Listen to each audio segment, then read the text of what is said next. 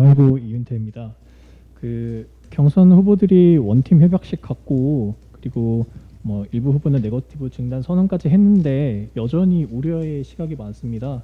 그 대표님께서도 여러 차례 우려를 밝히셨는데 좀 더 구체적으로 네거티브 논란 관련해서 앞으로 경선 과정을 어떻게 관리하실 보관이신지 의견을 좀 듣고 싶습니다.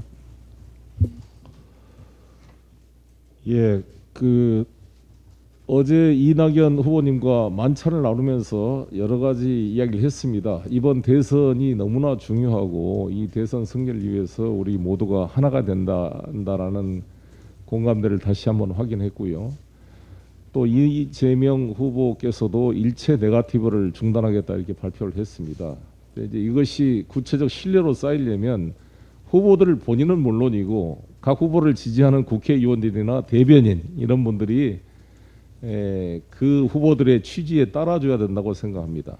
동시에 인터넷 댓글들로 열성 지지자들이 막 좀 금도에 벗어난 발언을 한 것들은 각 진영에서 자제시키되 그게 설령 있더라도 무시해야지 그거를 대변인이나 국회의원들께서 공식 언어로 인용하는 순간 오히려 이게 악화된다.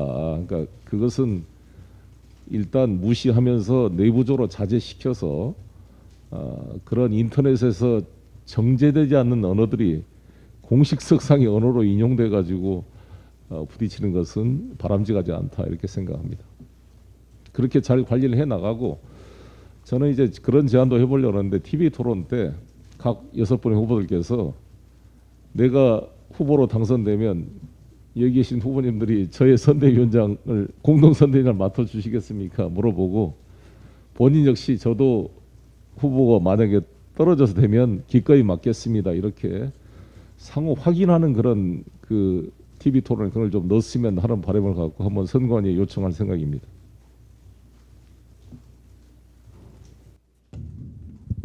네, 대표님 안녕하세요. 저 뉴스원의 한재준 기자입니다. 일단 취임 100일 축하드리고요. 두 가지 좀 여쭙고 싶은데 일단 지금 그 경선 후보들 사이에서 열린민주당과의 통합 얘기가 나오고 있는데 대표님께서는 좀 어떤 입장이신지 궁금하고요. 두 번째로는 이제 주택 임대사업자 제도에 대해서도 논의 중인데 공급 측면과 조세 정의 측면에서 관점이 좀 다른 것 같아요. 그 대표님께서는 어느 측면에 좀 무게를 두고 이 제도를 바라보고 계신지 궁금합니다.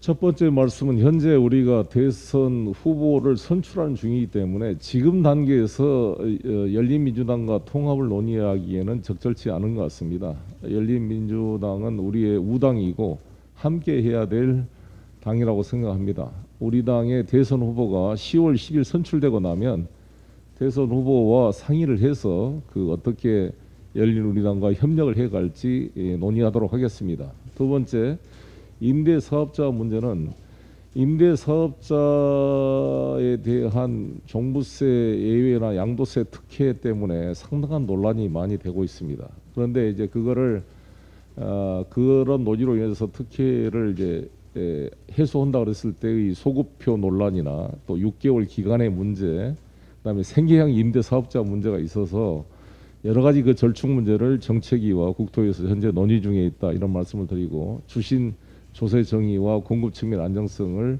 절충해서 중간점을 찾기 위한 논의 중에 있다 이렇게 말씀을 드리겠습니다. 네. 네, 대표님 안녕하세요. 전 TV조선의 최원희 기자입니다. 세계일보. TV조선이요. 네, 그 권익위 TV조선. 조사 결과 부동산 불법 거래 의혹을 받는 12명 의원들에게 탈당 또는 출당 권유 조치를 하셨는데 사실상 이제 대다수 의원님들이 좀 반대하면서 좀 흐지부지된 측면이 있거든요. 이 일을 어떻게 마무리 지으실 생각이신지 궁금하고요. 그리고 두 번째는요. 최근에 이재명 후보 일부 지지자들이 이제 지사직 사퇴를 권유한 이상민 선거관리위원장에게 이제 장애 비하 같은 과도한 문자 폭탄을 보내는 일이 있었습니다. 예전에 대표님은 문자 폭탄에 대해서 당의 개혁 에너지로 승화시키겠다 이런 입장을 내신 적이 있는데 문자 폭탄에 대해서 대표님의 입장 다시 한번 궁금합니다.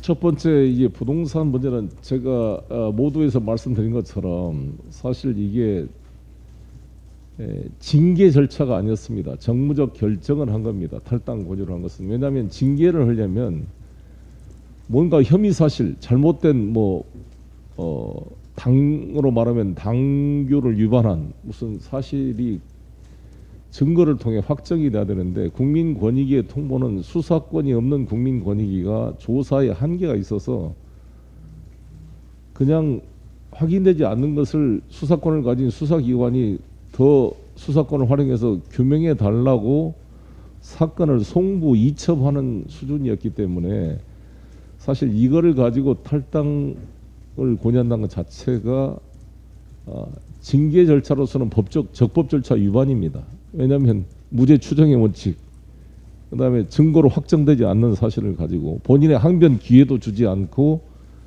한다는 것은 어려웠지만, 이건 정무적 결정으로 우리 내로남불의 이미지를 벗기 위한 고육지책이었다, 이런 말씀을 드리고, 이에 감사하게도 12명 중에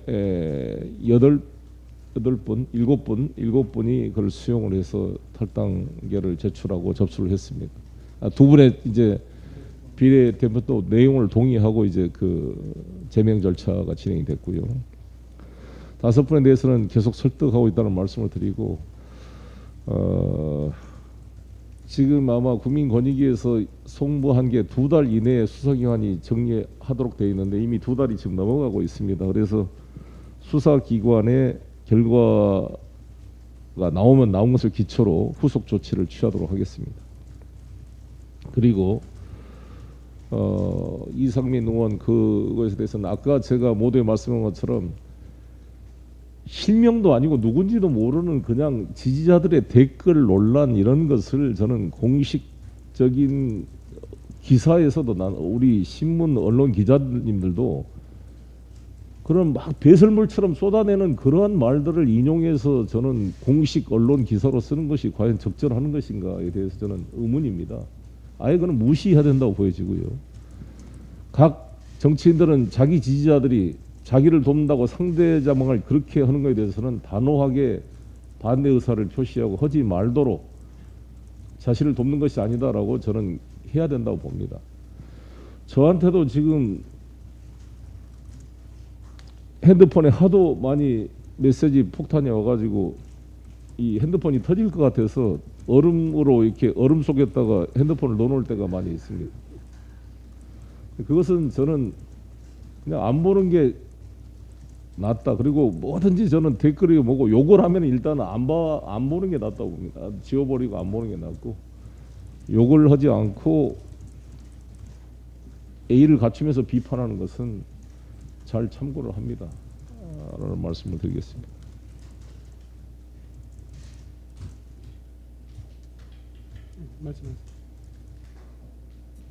안녕하세요. 취임 100일 축하드립니다. 아시아경제 전진영이라고 합니다.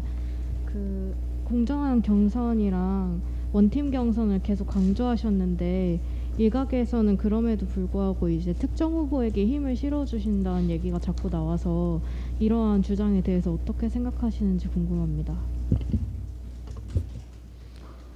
예, 이렇게 생각하면 될 것 같습니다. 제가 지난번에 그 논란이 됐던 게 경선 연기냐, 특별단계로 규정된 경선을 예정대로 할 거냐의 논란이었는데, 그것은 특정 후보의 지지가 아니라 많은 당원들이 당규대로 해야 된다고 상임 고문단님들 모셔서 얘기를 들어봐도 거의 대부분이 원칙대로 해야 된다, 이런 입장이었다는 말씀을 드리고요. 그리고 진행하다 보면 항상 그런 논란은 나올 수밖에 없다고 봅니다. 그러나 제 스스로는 제가 강조했던 것처럼 제가 당대표가 될 때 특정 후보 진영에 조직적 도움을 받은 바가 없고 외롭게 아무튼 뛰어서 당선됐습니다. 즉 특정 후보를 내가 챙겨야 될 무슨 정치적인 부채가 없는 상태다, 이런 말씀을 드리고, 저의 모든 관심사는 특정 후보의 당선이 아니라 민주당 후보가 내년 3월 9일 당선되는 것입니다. 거기에 맞춰져 있다는 말씀을 드리고, 지지율 1위 후보 이렇게 선두에 있는 후보들을 그래도 잘 경선에 서로 간에 크게 상처받지 않고 참여하도록 관리해야 될 임무도 당대표에 있다고 봅니다.